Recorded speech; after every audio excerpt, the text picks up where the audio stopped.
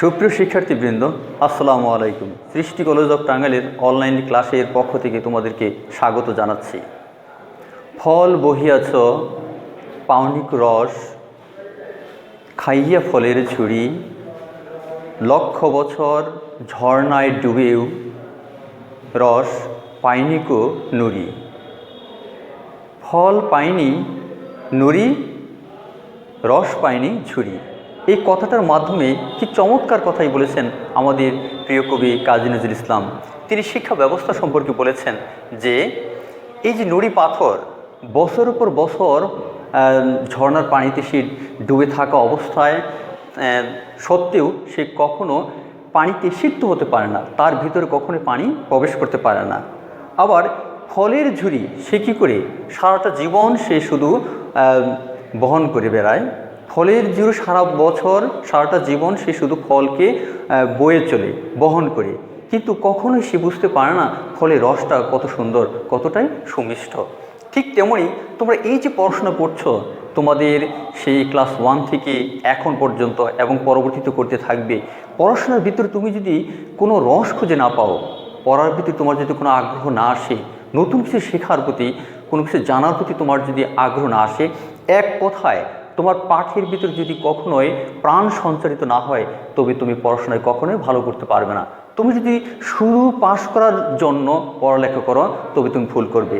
যখন তুমি পাঠে মনোযোগী হবে, যখন কিছু তুমি মনপ্রাণে, অর্থাৎ কোনো ভাষার প্রতি, কোনো সাহিত্যের প্রতি, অর্থাৎ তুমি যে বিষয়টা পড়ছো, অধ্যয়ন করছো, ওই পাঠের ভিতরে তোমার যদি রস সঞ্চিত হয়, রসকে আচ্ছাদন করতে পারো, তবেই তুমি পড়ালেখা ভালো করবে এবং তোমার ফলাফলটাও ভালো হবে। So through this quotation written by Kazi Nazrul Islam, we can realize that as a student you must have a thirsty and taste of acquiring knowledge, otherwise you can't and achieve your goal, otherwise you cannot learn to something successfully. So you must be deep attentive to learn something in the class. So today we are going to start our class with this statement written by Kazi Nazrul Islam. তো শিক্ষার্থীবৃন্দ, আজকে আমি আলোচনা করব punctuation. ইতিমধ্যে পাংচুয়েশনের বিভিন্ন বিষয় আমরা আলোচনা করে শেষ করেছি। পাংচুয়েশনের তোমার কতগুলো ধাপ রয়েছে, প্রত্যেকটি বিষয় আলোচনা করা শেষ। তবে আজকে আমি আলোচনা করব পাংচুয়েশনের সার্বিক বিষয়টা তুলে ধরার চেষ্টা করব, অর্থাৎ খুবই গুরুত্বপূর্ণ যে বিষয়গুলো আমাদের একটু আবার রিপিট করা প্রয়োজন, সেই বিষয়গুলো আজকে আমি তোমাদের সাথে একটু শেয়ার করব। তো পাংচুয়েশনের অপর একটি নাম ছিল, আমরা জানি, ইন্টারপাংশন। যাই হোক, এই বিরাম চিহ্নের যে বিষয়টি আজকে প্রথম তোমাদের বলবো, ইতিপূর্বে বলেছি, প্রথমটি রয়েছে full stop. Full stop, full stop, the full stop. তাহলে প্রথম যে বিষয়টা full stop, when we should use full stop, most of you must know that and after a meaningful sentence or statement we have to use this punctuation mark full stop. Not only after a successful or meaningful sentence, but also we can use this full stop after the sign of abbreviation, such as B.A. M.A. M.B.B.S. তাহলে এই বিষয়টা একটু খেয়াল করে দেখো যে আমরা কখনো কি করি, অ্যাব্রিভিয়েশন অর্থাৎ শব্দ সংক্ষেপ যখন আমরা আলোচনা করি, তখন কিন্তু এই ফুল স্টপটা ব্যবহার করি। আবার দেখা যায় যে একটি স্বয়ংসম্পূর্ণ পরিপূর্ণ একটা বাক্য যখন আমরা শেষ করি, তখন কিন্তু এই চিহ্নটি আমরা প্রয়োগ করে থাকি। তাহলে এই বিষয়টা আমরা জানলাম যে ফুল স্টপটা কি একটি পরিপূর্ণ বাক্য, অর্থাৎ একটি মনে ভাব যখন সম্পূর্ণরূপে প্রকাশিত হয়, তখন ওই পরিপূর্ণ বাক্যটির শেষে আমরা ফুল স্টপ ব্যবহার করি। এবার আমরা দ্বিতীয় বিষয়টি আলোচনা করব।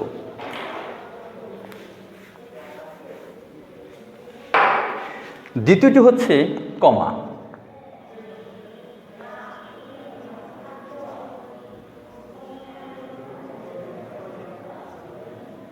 কমা, কমাটা কখন ব্যবহার করতে হয়? আমরা জানি কমার অর্থ হচ্ছে পাদচ্ছেদ। এই পাদচ্ছেদ চিহ্নটি আমরা ব্যবহার করব কখন? We have to use this comma after successful close between two words, between two or more words, more phrases, and before and after a vocative case. And we also use this comma before a statement or quotation. তাহলে আমি বলছি যে কমা শব্দটা সাধারণত গুরুত্বপূর্ণ কয়েকটি জায়গায় ব্যবহার করতে হয়।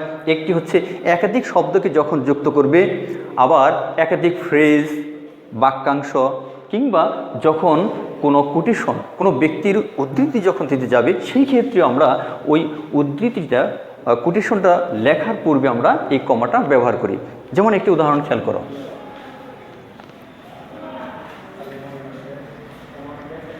Jadu Harry and Mijan are coming here. এই বাক্যটি একটু পড়ে দেখো, যদু, হ্যারি এবং মিজান নামক ব্যক্তি এদিকে আসছে, এখানে আসতেছে। এই বিষয়টা এখানে এই যে একাধিক শব্দ আমরা সেন্টেন্সে ব্যবহার করেছি, তার প্রত্যেকটি শব্দকে আলাদা আলাদা করে ব্যবহার করার জন্য আমরা ব্যবহার করলাম এই কমা চিহ্নটি। আবার আরেকটু বললাম যে before and after a vocative case. Vocative case বলতে আমরা কি জানি? তোমাকে অর্থাৎ কাউকে কোনো কিছু সম্বোধন করে যখন আমরা নাম বলে যখন ডাকি, হে হাসান এদিকে শোনো, অর্থাৎ এই যে আমরা কাউকে যখন কোনো কিছু বলে ডাকি, সেটার নামে কি? Vocative case. এই ভোকেটিভ কেসের আগে এবং পরে আমরা কি ব্যবহার করতে পারি? এই কমাটা ব্যবহার করতে পারি। তার মানে কি? পারি বলতে কি এখানে অবশ্যই ব্যবহার করতে হবে। যেমন উদাহরণটি দেখো, Ranu come here, or come here Ranu. হ্যাঁ, একটু বিষয় লক্ষ্য করে দেখো যে প্রথমে ব্যবহার করলাম রানু কাম হেয়ার, আবার দ্বিতীয় সেন্টেন্সে দেখো একই বিষয় যে কাম হেয়ার রানু। অর্থাৎ ভোকেটিভ কেসটাকে যখন তুমি আগেও ব্যবহার করতে পারো, আবার পরেও কিন্তু ব্যবহার করতে পারো। এখানে ভোকেটিভ কেস হচ্ছে রানু, কোনো ব্যক্তিকে আমি রানু বলে সম্বোধন করছি, এটি হচ্ছে ভোকেটিভ বা সম্বন্ধবাচক চিহ্ন। তাহলে এই যে এখানে রানু, এটি হচ্ছে আমাদের ভোকেটিভ কেস। তাহলে ভোকেটিভ কেসের আগে এবং পরে অবশ্যই আমরা কমা ব্যবহার করব। আরেকটু কথা বললাম যে যখন তুমি কোনো কোটেশন, কোনো বক্তার বক্তব্যকে তুলে ধরবে, তখন তোমাকে এই বক্তব্যটা তুলে ধরার আগে অবশ্যই তোমাকে কি ব্যবহার করতে হবে? এই কমা চিহ্নটি ব্যবহার করতে হবে। যেমন চমৎকার একটি সেন্টেন্স আমি লিখতে পারি, যেমন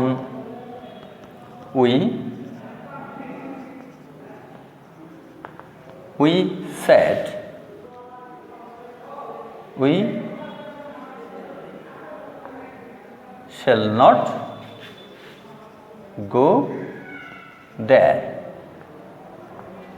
এই সেন্টেন্সে দেখো আমাদের বক্তব্য হচ্ছে আমরা সেখানে যাব না। এই সেন্টেন্সে এখানে কি বললাম যে যখন কোনো বক্তার বক্তব্যকে তুলে ধরবে, কোটেশন তুলে ধরবে, সেক্ষেত্রে তোমাকে অবশ্যই কোটেশনের আগে রিপোর্টিং ভার্বের পর অবশ্যই আমাদের কি ব্যবহার করতে হবে? কমা চিহ্নটি প্রয়োগ করতে হবে। তাহলে এই বিষয়গুলো আমরা জানতে পারলাম। এবার অন্য একটি বিষয় জানবো, সেটা হচ্ছে সেমিক্লোন। সেমিক্লোনটা কখন বসে? Semicolon number 3, semicolon. Semicolon, semicolon হচ্ছে একটা সংযোগ চিহ্ন। সেমিক্লোনটা কখন বসে? Generally we can use the semicolon in a sentence to add more than two one coordinate clause. Coordinate ক্লোজকে যুক্ত করার জন্য আমরা সেমিক্লোন চিহ্নটি ব্যবহার করতে পারি। কোঅর্ডিনেট কনজাংশন বলতে আমরা কি বুঝি? And, but, or, yet. এই কনজাংশনগুলো যখন কি করে একাধিক ক্লোজকে বা বাক্যাংশকে যখন যুক্ত করে, তখন আমরা কি ব্যবহার করতে পারি? ওই কনজাংশনের পরিবর্তে সেমিক্লোন ব্যবহার করতে পারি। উদাহরণ, kind of question that you have to use after the end of a meaningful question sentence, and this mark, question mark. অর্থাৎ যখন তুমি কোনো প্রশ্ন করতে যাচ্ছ, কারো কাছ থেকে কোনো কিছু শিখতে চাচ্ছ, তখন তোমাকে প্রশ্ন করতে হবে। এই প্রশ্নটা করার জন্য আমাদের কি করতে হয়? পরিপূর্ণ একটি প্রশ্নের শেষে এই চিহ্নটা আমাদের ব্যবহার করতে হয়। এটাকে বলা হয় প্রশ্নবোধক চিহ্ন। এই প্রশ্নবোধক চিহ্ন বের করতে হবে। যেমন কি করতে পারি? Can I help you? Can you go there? Why are you standing here? How have you done to this business? How have you completed this work? Or when do you want to go there? Have you any time to talk to me? Etcetera. অর্থাৎ যখন তুমি প্রশ্ন করতে যাচ্ছ তখন তোমার কী করতে হবে? যে কোনো একটা প্রশ্নের শেষেই অবশ্যই এই চিহ্নটা হবে। ছোট্ট একটি প্রশ্ন করি। Have you finished your work? তুমি কি তোমার কাজটি শেষ করেছ? Have you finished your work? তুমি কি তোমার কাজটি শেষ করেছো? এখানে কিন্তু দেখা যাচ্ছে একটা প্রশ্ন, তাহলে কোনো কিছু জানতে চাওয়া হচ্ছে। তাহলে এই যে প্রশ্নটা, প্রশ্নবোধক বাক্যের শেষে অবশ্যই এই চিহ্নটা আমাদের ব্যবহার করতে হবে, কোশ্চেন মার্ক ব্যবহার করতে হবে। এবার 5 নাম্বার, নাম্বার 5,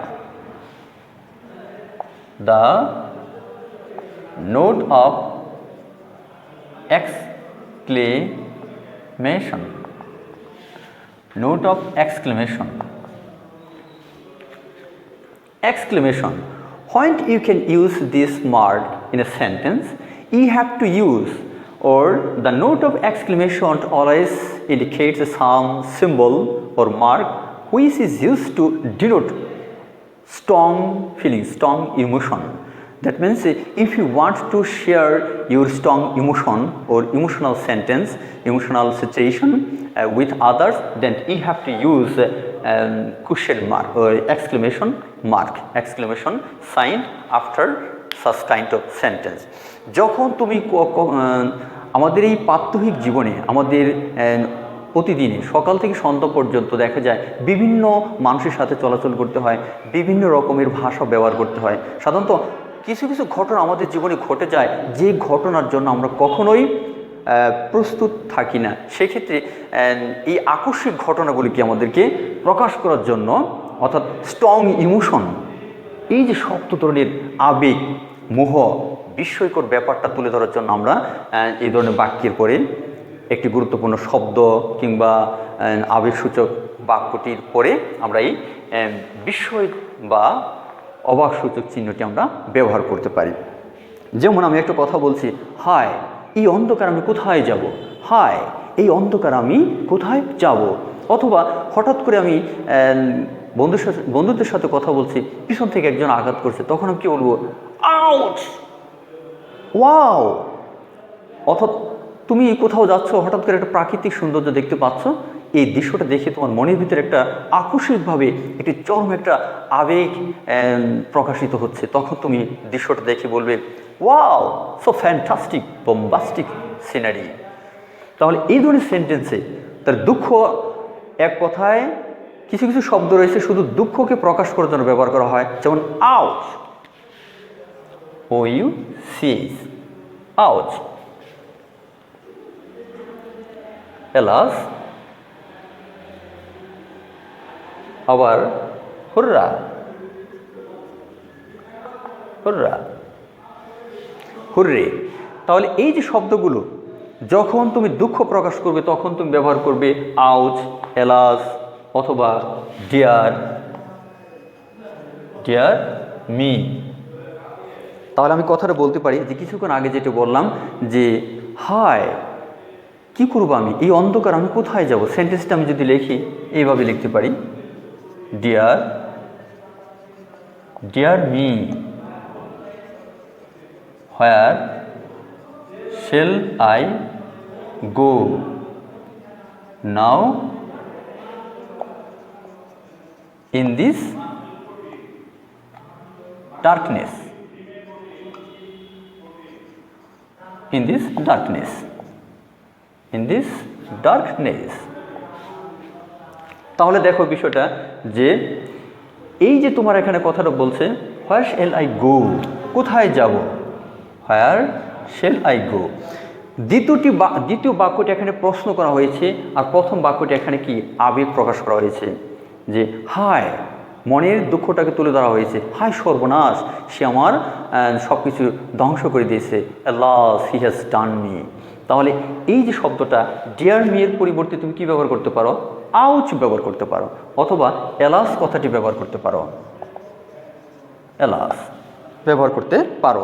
এক কথায় একটি শব্দ দ্বারাও অনেক সময় আবেগ প্রকাশ করা হয়, একটি বড় বাক্য দ্বারাও কিন্তু মনের আবেগ প্রকাশ করা যায়। সুতরাং বুঝতে পারলাম যে আবেগসূচক বাক্যকে বা মনের ভাবকে প্রকাশ করার জন্য এই ধরনের বাক্যের পরে আমরা এই দ্য নোট অফ এক্সক্লেমেশন চিহ্নটি ব্যবহার করব। তো আজকে আর নয়, আজকে ইতিপূর্বে আমরা এই পাংচুয়েশন বিভিন্ন বিষয়গুলো একটু একটি করে বোঝানোর চেষ্টা করেছি। তবে আজকে একটু শেষ ক্লাস ছিল তোমাদের পাংচুয়েশনের উপরে। তোমরা প্রত্যেকেই ভালো করতে পারবে যদি পাংচুয়েশনের বিভিন্ন রকমের গাইড বইগুলো রয়েছে অথবা ডিকশনারি রয়েছে, সেখান থেকে তোমরা বিষয়গুলো দেখতে পারো। এক কথায় তোমার ভাষাটাকে সুন্দর করে বোঝানোর জন্য, উপস্থাপন করার জন্য তোমাকে অবশ্যই সঠিক পাংচুয়েশনের ব্যাপারটা শিখতে হবে। তো আজ এ পর্যন্তই। প্রত্যেকের প্রতি শুভকামনা রেখে আজকের মতো এখানেই বিদায় নিচ্ছি। প্রত্যেকে ভালো থেকো। আসসালামু আলাইকুম।